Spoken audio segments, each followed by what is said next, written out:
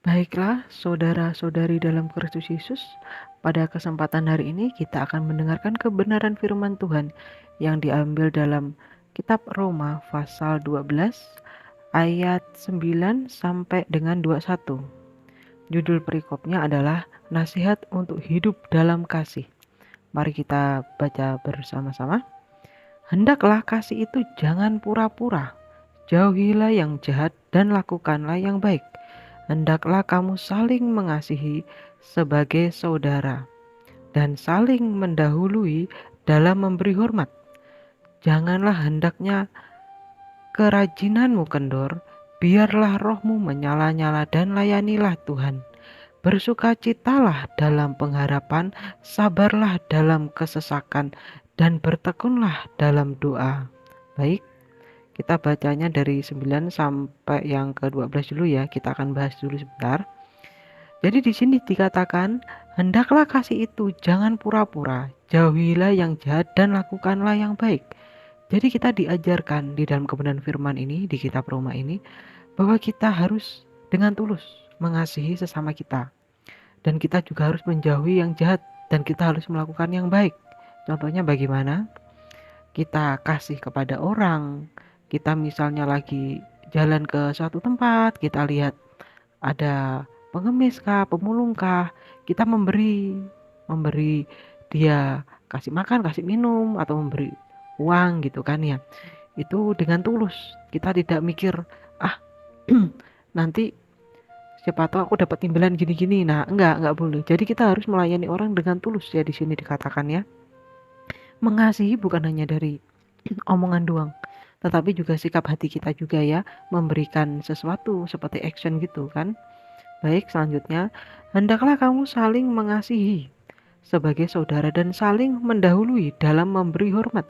Jadi hormat di sini yang dimaksud adalah kita harus saling menghormati. Bagaimana cara menghormatinya? Sopan santun. Bersikap dengan sopan santun, tidak melakukan hal yang kurang ajar gitu ya. Jadi suatu contoh misalnya ya walaupun dia umurnya lebih di bawah kita atau di atas kita tetap panggil, kita tetap tegur, atau bahkan itu musuh kita sekalipun, kita tetap panggil, tetap tegur, dan kita tetap berbuat baik kepada dia ya, memberikan hormat kita. Itu semua kita lakukan semata-mata hanya karena kasih karunia Tuhan. Jadi kita, apa yang kita perbuat, kita itu selalu dididik untuk apa yang kita lakukan itu untuk Tuhan. Jadi di dalam hati kita harus rekam itu bahwa apapun yang kita lakukan semua itu untuk hormat kemuliaan Tuhan. Baik, selanjutnya.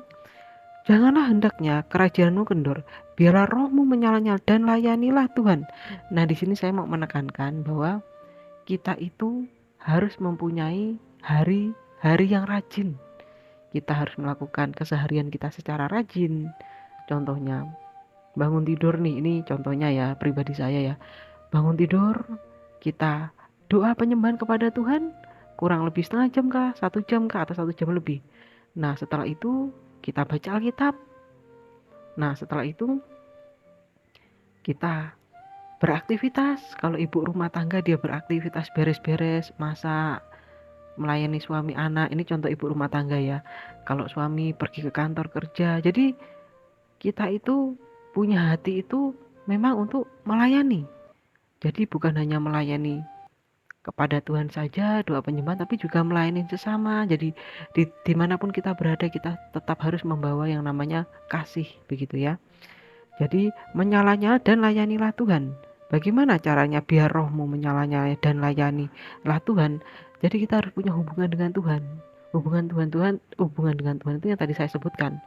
Mempunyai hubungan dengan Tuhan, doa penyembahan, baca Alkitab, dan kita juga melayani Tuhan itu dengan melayani sesama kita, dengan menabur kasih, melakukan kasih, begitu ya saudara-saudari.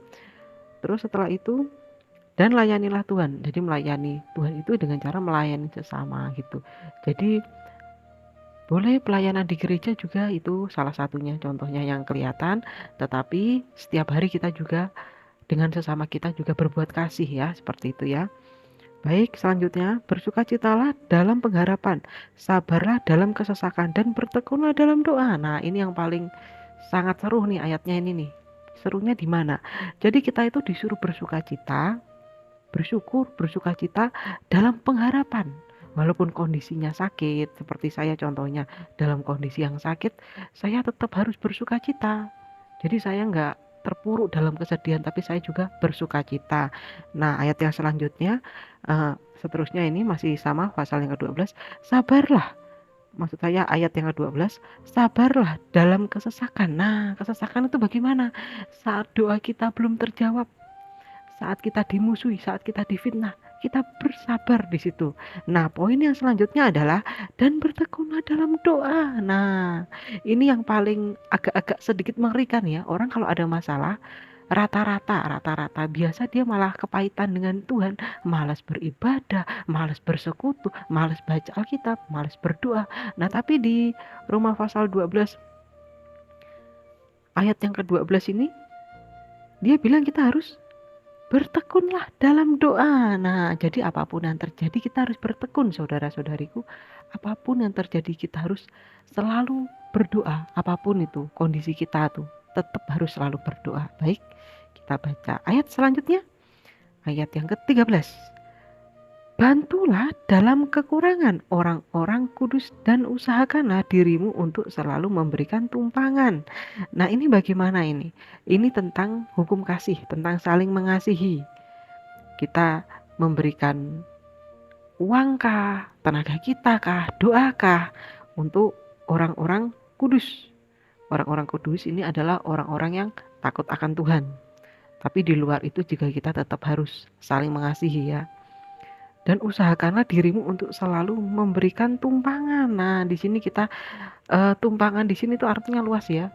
Contohnya memberikan pertolongan kepada orang yang tumpangan dalam hal rumah kah, kendaraan kah. Cuman di era yang kriminal ini ya memang agak hati-hati ya. Jadi minta hikmat dari Tuhan lah ya, kita kasih tumpangan ke orang. Atau di keluarga kita contohnya, saudara kita yang lagi punya musibah bencana alam, kita berikan tumpangan di rumah kita gitu kan. Atau kita kasih makan, minum, dan hukum kasih lain sebagainya yang udah pernah kita bahas di video-video sebelumnya ya. Baik, ayat selanjutnya. Berkatilah siapa yang menganiaya kamu, berkatilah dan jangan mengutuk. Nah, ini juga. Jadi kita ini ditekankan untuk saling mengasihi dengan cara memberkati. Siapa yang menganiaya kamu? Musuh kita kan biasa yang menganiaya kita kan, musuh kita, orang yang fitnah kita, orang yang toksik sama kita gitu kan. Nah, di selanjutnya berkatilah dan jangan mengutuk. Kita tidak boleh membalas kejahatan dengan kejahatannya. Biar pembalasan itu haknya Tuhan. Tuhan yang membalas, Tuhan yang menyadarkan. Tugas kita disakiti kita cuma bisa berdoa. Kita berdoa biarlah Tuhan yang memberikan kasih kepada dia, menyadarkan dia gitu ya. Jangan kita kesal sama orang terus kita doa. Dulu saya kan seperti itu ya, waktu belum lahir baru ya. Saya kesal sama si A, si B, si C. Saya doa nih, saya bilang, Tuhan, aku nggak mau tahu Tuhan. Pokok balas Tuhan. Biarkan rasa sakitku ini dirasakan oleh dia Tuhan. Nah, itu nggak boleh ya, saudara-saudari. Kita harus mempunyai hati yang mengasihi. Jadi kita tidak boleh mendoakan orang, pengen orang itu celaka, itu tidak boleh ya. Tapi hati saya sakit nih, Pastor. Tapi saya ini kesal sekali, Pastor. Ya, saya tahu, saya juga pernah di posisi saudara-saudari. Tetapi firman Tuhan mengatakan kita tidak boleh membalas kejahatan dengan kejahatan. Nah, seperti itu. Jadi kita doakan yang baik-baik, memberkati musuh kita, yang menganiaya kita. Biar Tuhan sendiri yang menyadarkan dia ya. Tuhan mau balas mau apa, terserah Tuhan, itu haknya Tuhan. Yang penting kita doakan dia. Dan kita juga di dalam hati kita juga harus memaafkan dia. Memaafkan dia agar kita tidak kepahitan. Kalau kita kepahitan, kita yang rugi, kita yang sakit. Seperti itu ya saudara-saudari. Baik, kita baca ayat selanjutnya, ayat yang ke-15. Bersukacitalah dengan orang yang bersukacita dan menangislah dengan orang yang menangis. Nah, di sini jangan kebalik. Karena banyak orang ini kebalik. Lihat orang susah senang, lihat orang senang susah, ya kan? Itu namanya kebalik. Itu ayatnya dibalik-balik. Nah, yang benar adalah kita harus bersukacita dengan orang yang bersukacita. Jadi misalnya si A nih senang nih, ya walaupun kondisi kita nggak seberuntung si A misalnya.